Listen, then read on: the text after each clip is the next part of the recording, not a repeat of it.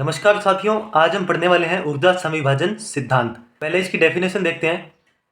प्रत्येक स्वतंत्रता कोटि के लिए स्वतंत्रता कोटि को F से डिनोट करते हैं। औसत ऊर्जा का मान 1/2 kBT होता है, जहाँ kB बोल्ट्जमान नियतांक होता है, जिसका मान 1.34 इंटू 10⁻⁻23 जूल पर केल्विन होता है। दोस्तों, ये ऊर्जा समीभाजन सिद्धांत की डेफिनेशन हो गई। इसको समझाता हूँ। मान लीजिए कोई स्वतंत्रता कोटि 3 है, तो 3 स्वतंत्रता कोटि मान ली। तीनों के लिए जो ऊर्जा समीभाजन का मान होगा वो 1/2 kBT ही होगा। 1/2 kBT 1/2 kBT, ये ऊर्जा समीभाजन सिद्धांत होता है। इसको प्रूव कैसे करेंगे, डेरिवेट कैसे करेंगे, आगे बढ़ते हैं। दोस्तों, डेरिवेशन के लिए एक हम फेज स्पेस लेते हैं। फेज स्पेस लिया। यहाँ कोई बिंदु है, इसके लिए इस अक्ष पे जो निर्देशांक होंगे वो क्यू निर्देशांक होंगे, जो स्थिति निर्देशांक होंगे।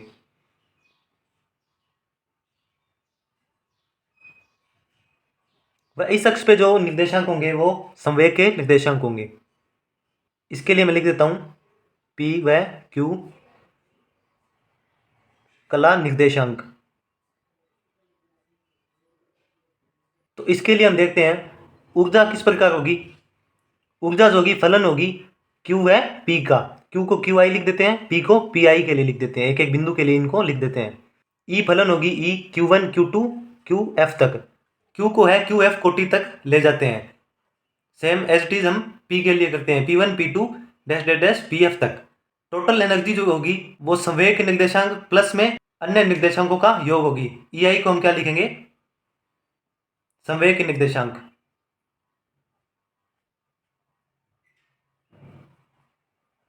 व E डैश को क्या लिखेंगे, अन्य निर्देशांक या स्थिति के निर्देशांक।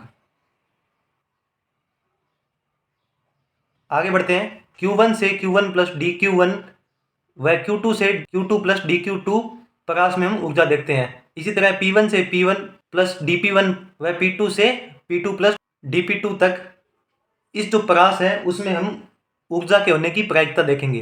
प्रकाश में ऊर्जा के होने की प्रायिकता को हम P से डिनोट करेंगे। यह क्या होगी, Q1 से QF तक, P1 से PF तक, DQ1 से DQF तक, DP1 से DPF तक इक्वल्स टू ये क्या हो जाएगी, C e⁻⁻βe DQ1 से DQF तक, DP1 से DPF तक। आगे बढ़ते हैं। किसी एक स्वतंत्रता कोटि के लिए हम मान देखते हैं। EI के माध्य मान के लिए हम लिख सकते हैं EI की बार इक्वल्स टू समाकलन EI C e⁻⁻βe DQ1 से DP1 व DPF तक बटा में C e⁻⁻βe DQ1 से DP1 से DPF तक। ये क्या है, टोटल प्रायिकता है। आगे बढ़ते हैं। समाकलन EI C e⁻⁻β एनर्जी को EI प्लस E डैश के रूप में लिख देते हैं DQ1 से DP1 से DPF तक बटा में क्या आ गया, समाकलन C e⁻⁻β E को ऐसे सेम टू सेम लिख देते हैं DQ1 से DQF तक, DP1 से DPF तक। आगे बढ़ते हैं। यहाँ पे हमने क्या किया है, ये पावर में थे beta EI plus E dash थे, तो इनको हम सेपरेट करके लिख सकते हैं। तो हमने यहाँ पे सिर्फ सेपरेट करके लिख दिया है।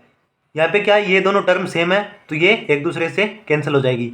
बचा क्या हमारे पास, EI बार इक्वल्स टू समाकलन -∞ से +∞ तक EI e⁻⁻β EI DPI बटा में समाकलन e⁻⁻β EI DPI।